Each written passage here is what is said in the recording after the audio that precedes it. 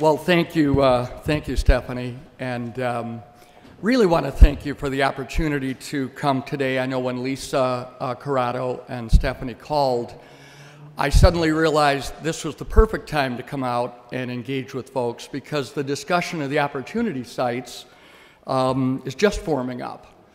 And I did have a chance to tour with Andy Powell yesterday, and it's just on the face of it, tremendous opportunity. They certainly are opportunity areas. But as I got into your plan, one of the more gratifying things I noted is that a driving force, a key criterion in selecting not only those sites but projects that go forward will be that you want to respond to socioeconomic disparities. And I really think that is such a driving force right now. The socioeconomic disparities that lead to disparities in opportunities for housing, jobs, this is the challenge of our times. And I think that from the private sector and the public sector, we both have to take a real strong hand in addressing that in our generation. So I am going to pose some questions based on our experience. First, I'll give you a sense of who we are, and maybe even more important, what we're not. We are a firm that has been around for 30 years in the community development field. Our wheelhouse is really working on pioneering or catalytic developments in urban revitalization areas. We now have about 245 people with a wide variety of experiences. And we're a vertically integrated firm that brings, not just my development ideas, wouldn't it be great to do this show, together with some real hard numbers. We're integrated with construction, strong architecture, and asset management so that every project from the beginning isn't just a dream. The other things I'd like to know are we consider it our place in the marketplace to execute communities' plans. We really don't come up with our own ideas about what developments to do. They're always identified in plans. We tackle the catalytic developments. As everyone in community development knows, finding financial sources is maybe the biggest job. So that's what we focus on, and we've been recognized for some pretty innovative financial structures to get community development projects done. I'll touch on that in a little while. And one thing I like to put out there that I think is very important, distinguishes us, our development DNA from others, is most of our development leadership are reformed planners. They came out of the planning world. I came out of the planning world. I worked for a Chicago planning firm for a while and then was on the government side.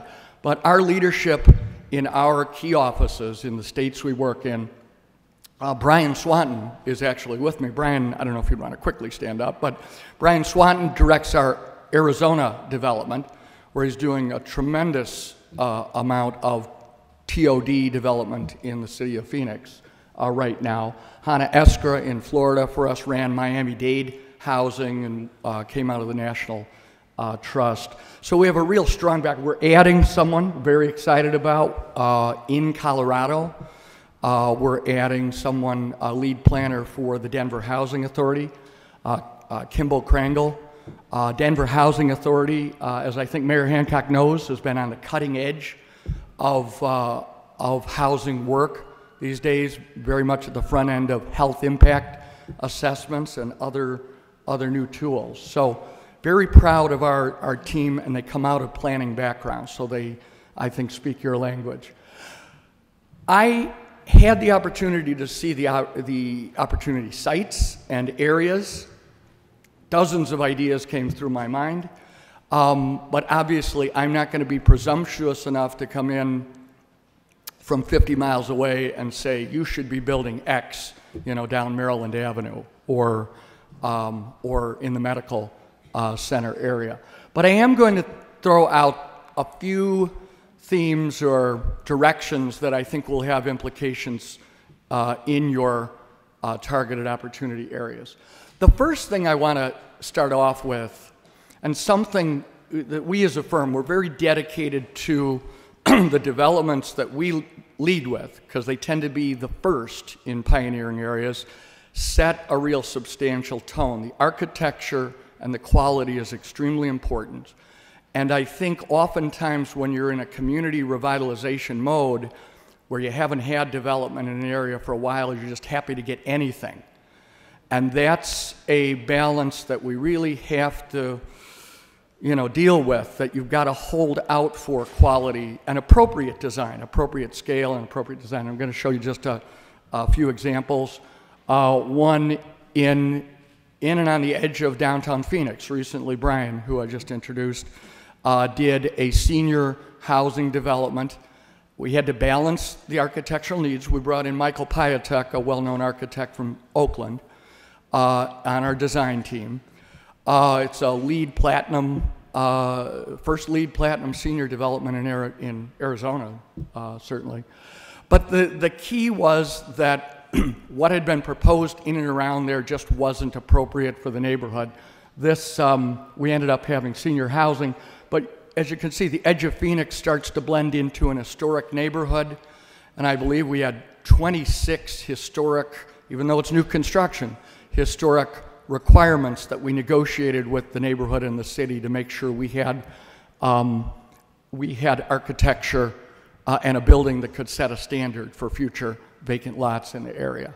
A very different one, we're wrapping up our third development in the Florida Keys with single-story affordable workforce housing.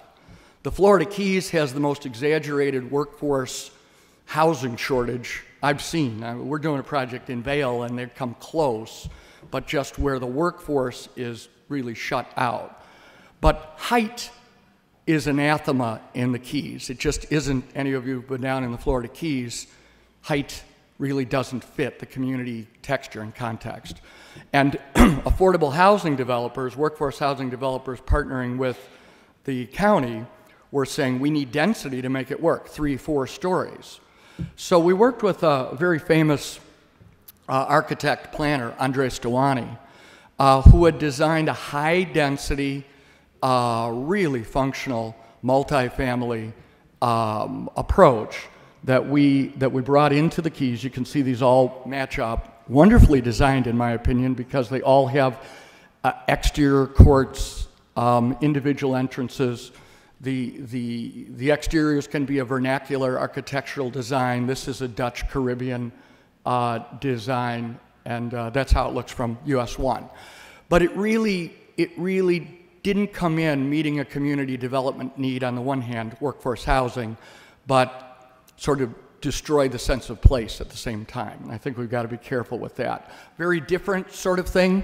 I'm actually going to touch on this in a minute. A community wanted to do a bus center right at a key downtown location, but they really needed more substance. We solved that by building a mixed use and housing, mixed income housing above, both a mix of mixed income rental and for sale. I'm going to actually stop back at that. And the final one I'm going to show goes back to Brian. I'm not going to spend a lot of time on our TOD development because Denver is famous for that, and Mayor Hancock is going to speak to that. But we recently brought in R&L, Denver-based firm, to do the design on this project. Locating, this is what I will digress a little on light rail.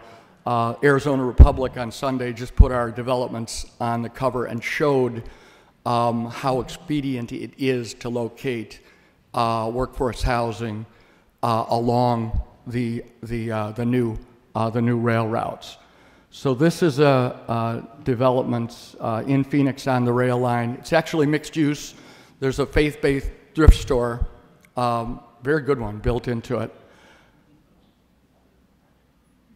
Very good design by R&L. The final one, and I think this is the one I'll make my point about needing to hold out for good architecture. We're doing a public housing redevelopment, this one in Rockford, Illinois. The first step in it, it's like 500 units in a couple towers and a and vacant area. And the community was very excited because they were going to get the first new development of public housing to address some very important needs, first one in 20 years. So their design, first wave was going to be using this open area next to those towers I just showed you. And the design they came up with was extremely mundane. If you look to the right, sort of lower right-hand corner, you see a new construction building that really was just an institutional presence. It was going to be designed for physically and mentally disabled. And it was what the Housing Authority knew how to build, or what we often think of as supportive service housing.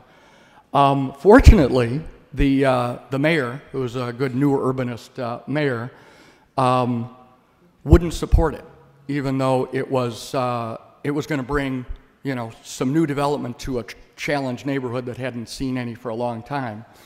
The mayor sat down at lunch. We came in. He basically, on the back of a napkin, said, break this apart, give us some good urban form, get some scale, make it blend with the neighborhood. We went back to our friends at DPZ, Dweiner, Plater, Zybrick, from Miami, and I don't know if any of you have a chance to work with them architecturally on the planning side. Just the grandfathers of new urbanism, and I can't say enough about them. But they came up with a concept and approach to redevelop the neighborhood in a series of phases that are going to take us 10 years.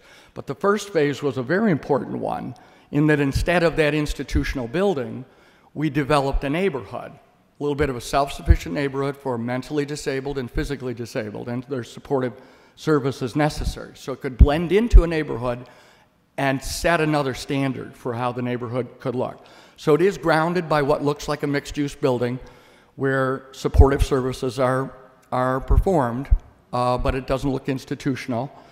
And then the housing that spreads into the rest of the block is now mimics the vernacular housing in the historic neighborhood, as rundown as it is, that's around it, and should set a standard. So each of their duplexes and fourplexes spread throughout that block instead of that one monolithic supportive service center. Okay, the second sort of theme or principle that I wanted to talk about is encouraging live work. We've all known that smart growth, for a long time tries to locate housing near work, so it's just smarter for lots of reasons.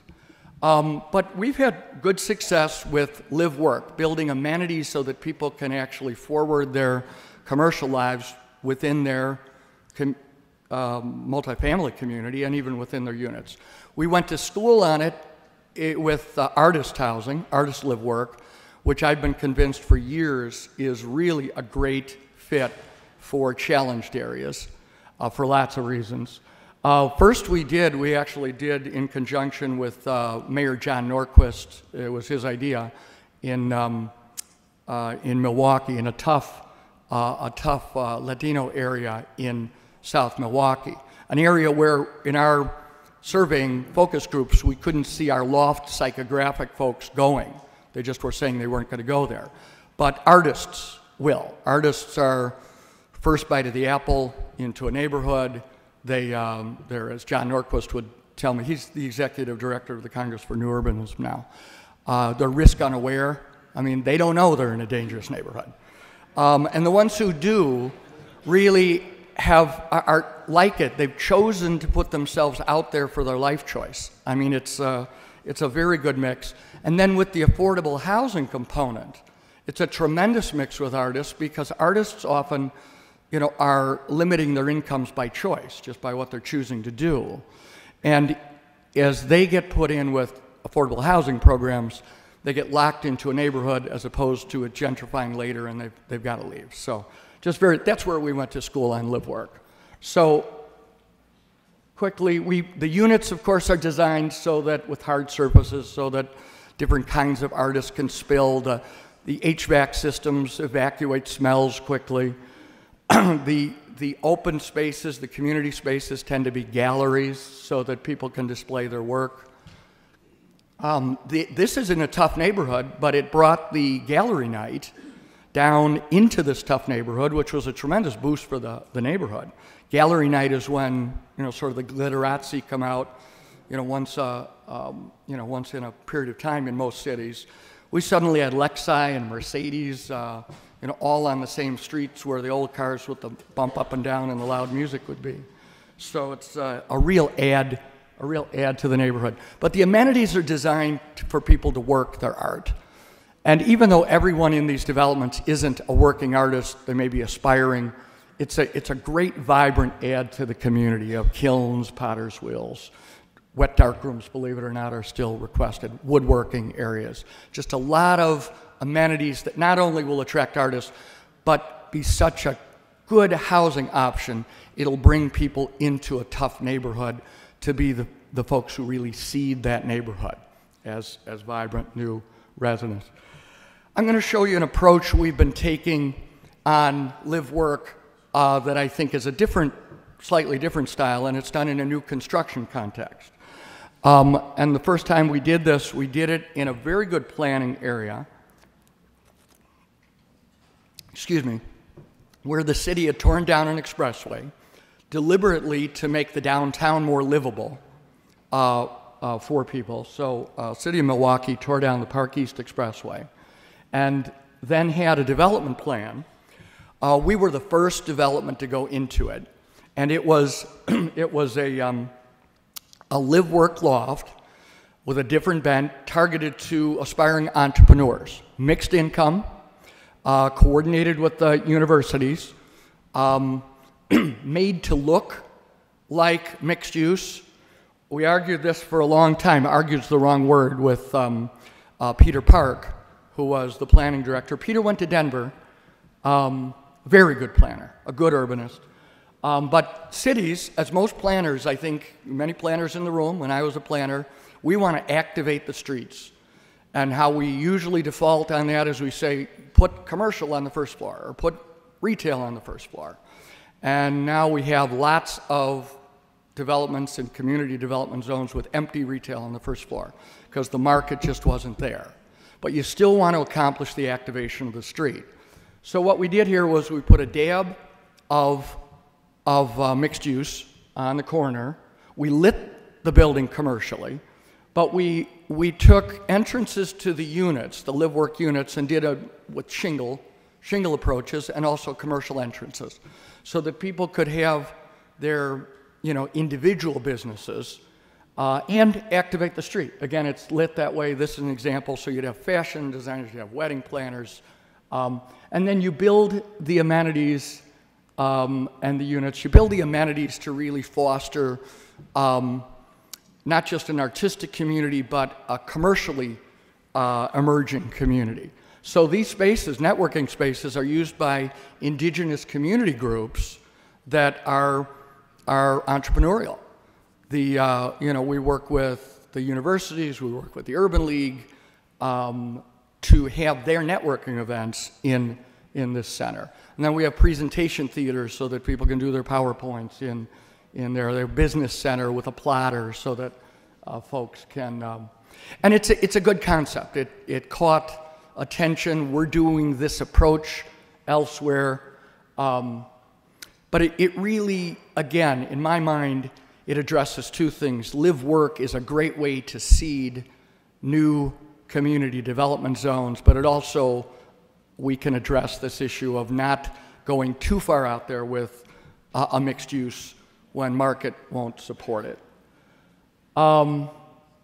The next I'm going to talk about is an approach. I just put a couple examples in here. I did them after I saw the medical area.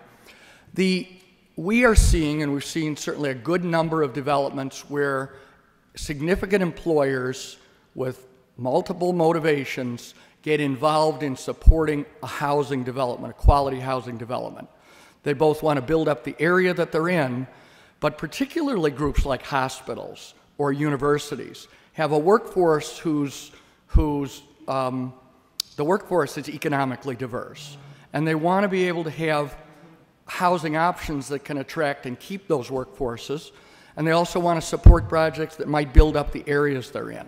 So we have a number of examples. I'm going to just show two. One I put in is a medical center. The medical center contributed a building and land to the development of,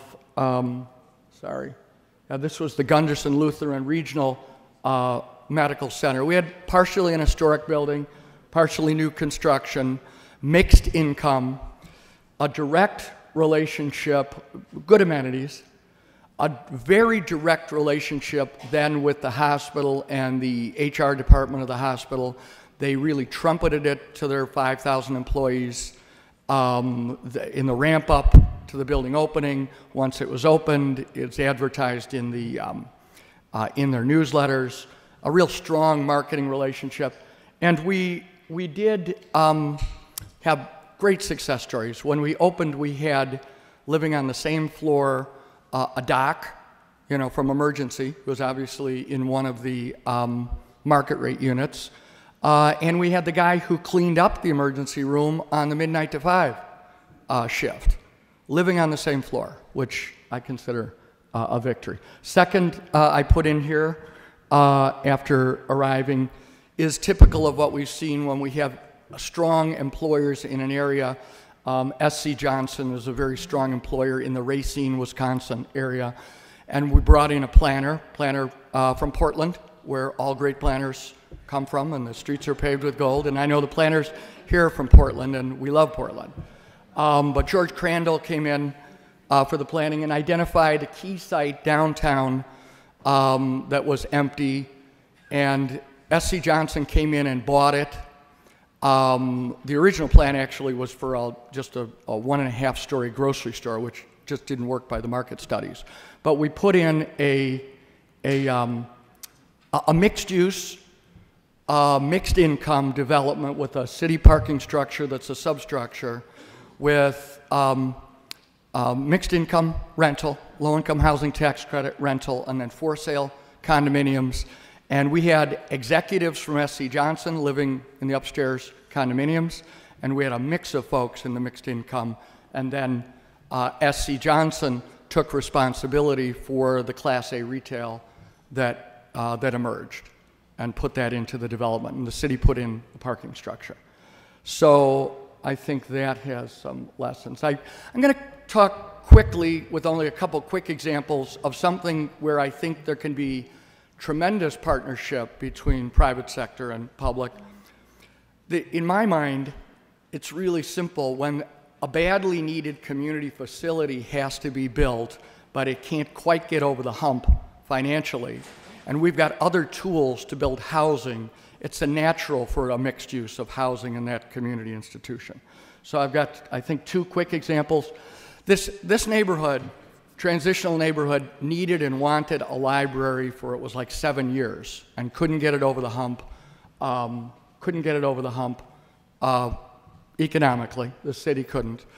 We came in with what we thought was a great match, which was a low-income housing tax credit development targeted to skip generation housing, which is, I think many of you in the room know now, that the census actually tracks grandparent-headed households because, and they're very service needy. But we brought in housing, put it above the library.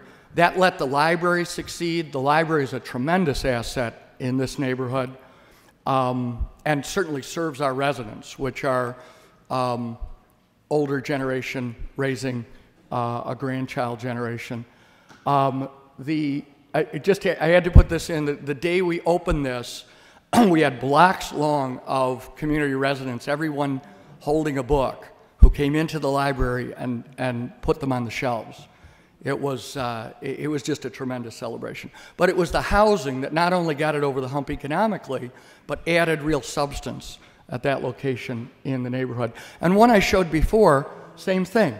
The city had wanted to do a bus transit center, and which was perfect location. It just happened to be in a location where you also needed to make a statement about the redeveloping downtown. So we did couple it with mixed use. We have rental units in there that are mixed income. We used 9% LIHTC on that, series of city resources. We have art galleries, and we have the transit station. So it's running very successfully. But again, I think this is something that when we're brainstorming about what can be done, it's not just, do we locate a badly needed community facility somewhere? Why not put it with housing? I got a friend in Philadelphia, a developer who just put housing over the new city's fire station.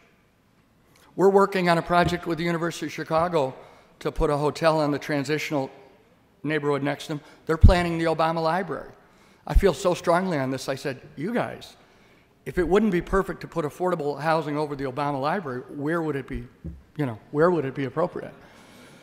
So the final theme, and I'll just put it out there, I'm going to illustrate it too, is what I think all of our huge challenge is. We all know that the catalytic projects for development need more than what the marketplace is going to bring to it. Our primary job on the private sector side or public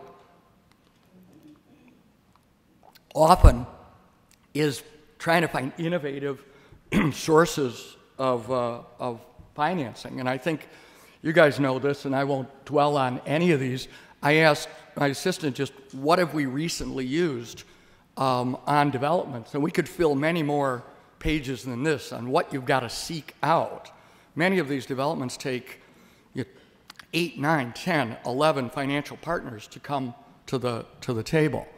What I guess one I would point to that we are seeing more and more of is contributed land to make a development work, either from a city or even a private sector. We're getting the out in Vail right now. Vail has such a hard time with workforce housing. The community is contributing a $17 million piece of land on a ground lease. They'll get it back in the long run, but it's the only way to make those projects work.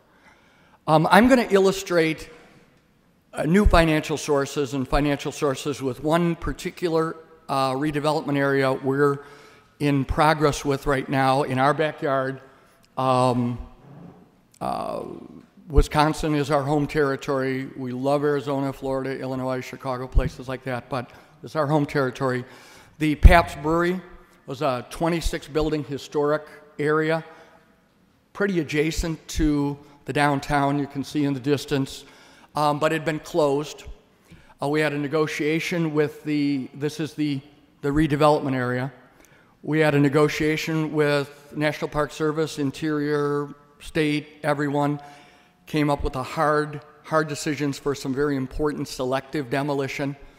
We are historic preservationists, but not every building can be saved for a whole bunch of reasons. You have to pick your battles. What we did was we targeted a succession and committed to a succession of developments to get this area going, but they all needed financing sources that weren't traditional because these wouldn't underwrite for just traditional market sources, for a hotel, for apartments, for market rate apartments. So the first development we did was, and they often are, an affordable, a mixed income, neatly done, creative class, attracting loft development. This one's called the Blue Ribbon Lofts. For many of you who've slammed down a few PBRs, you know what we're talking about. It is attracting an artistic set. In fact, the public spaces are designed for it. We have a music studio in there. It's been full from day one. These are entrances. We have an internal paseo where you roll up and down almost like a street vendor area. That was the first. And the financing sources are ones that you guys are probably pretty familiar with. Housing tax credits, environmental remediation when it's available from the city, tax incremental financing. In this case, we needed the seller who was motivated, who had taken down all the property to see project going, so they accommodated by not putting land costs right at the front. So but fairly straightforward. The second development was really tough. We wanted, and the city wanted, a hotel that would be an historic hotel. People love them, but given that this is still at this point sort of in the middle of nowhere, you couldn't get conventional hotel financing for it. So what we did was we rebuilt 2 of the historic buildings into what now today is the Brewhouse. It is open. It's going swimmingly. We preserved the main kettles, these big, just a world-class view. If you ever get to Milwaukee, we'd love to have you stay there. But it's really neat place. The rooms, we've got extended stay and short-term stay rooms there. We have bar, Milwaukee, a beer garden, even though you can only be out there like 6 weeks out of the year. It's, we still had to have it, but the idea is attracting people into the area. So financing it without conventional finance was tricky. So we went the route of foreign investment. We're using the Economic Benefit Visa number 5 program where we attracted Chinese investors. And I'm on a bent right now, I may be the only one, of thinking that foreign investors are ones that we can leverage into our community development circumstances through a variety of methods. And that's where I think we're going to be aiming our firm. We mixed it with historic tax credit equity in this case, involved the city for the environmental remediation funds. We have TIF, we have our own fees invested, and some other loans for the commercial, for the restaurant and bar. The third project is actually one that we are closing on this week, and will be in construction next week. And it's now the area is at a point where we can get rents to underwrite in a strong way. Our market rents in our first development have held strong. So now we're able to underwrite a development that'll be new construction, classic, just classic urban, creative class, working class, LODO type housing. And it's, as you can see the corners, it's where we've done our other developments. But it attracted conventional financing. We do have BMO Harris on construction and a fairly favorable perm loan. But for equity, and this is what's very exciting to us in a community development circumstance, we've made contacts with the Chinese Development Corporation, who's been authorized to make investments in the country, and we're going to run through a series of them now with them. So we have equity investments from China, together with some things we used on the last development that we showed you, some contributions of all of us to invest in the development long term. City again was in on TIF. We actually went to Phoenix for some funding on some particular kinds of funding. And I think that to me right now in our current world is illustrating how we can get these areas done. I mentioned our frontiers. This area of looking even outside our conventional sources, because of these developments, we were able to engineer, actually Senator Max Baucus of Montana engineered a meeting that I had with the Chinese ambassador broaching this exact point, that our cities are so challenged in community development areas and for financing. We need partnerships with your best. And as you're sending more and more students and more incentives to the country, you should be involved in our community development areas. We're going to have to, in our lifetimes, look for lots more, but clearly finances are going to be the key. So those were the themes. As I said, when Stephanie and Lisa called, I was very happy to come. I knew it was because I was from 50 miles away. That's the only way you can get invited. We certainly have no great insights on your market. We only work in markets where we bring people on who really know the markets inside out. But these are some themes that I think you can carry into any of the opportunity areas.